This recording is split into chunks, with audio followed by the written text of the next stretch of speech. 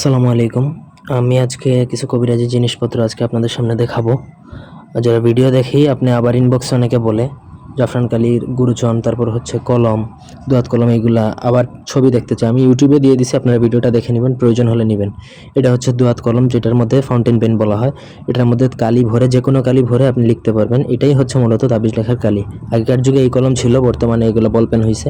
এটাই হচ্ছে দোয়াত কলম, আপনারা আমাদের থেকে নিতে পারবেন। ছবি যারা বলে যে ভাই ছবি দেন ছবি দেন, এই ছবির বদলা আমি ইউটিউবে ভিডিও আকারে দিছি, আপনাদের প্রয়োজন হলে নেবেন। এটা হচ্ছে জিন আতর। জিন আতর সাধারণত একটু ঝাঁঝালো একটা আতর, বিভিন্ন কবিরাজি কাজে লাগে। আপনারা চাইলে এটাও আমাদের থেকে নিতে পারেন যার প্রয়োজন।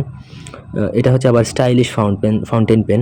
তো যারা আসলে একটু স্টাইলিশ কলম চান, ফাউন্টেন পেন দোয়াত কলমের মধ্যে একটু স্টাইলিশ চান, এটাও নিতে পারেন। এটার মধ্যে সব ধরনের 30 মিলির মতো আপনি কালি ভরতে পারবেন, ভরে আপনি লিখতে পারবেন।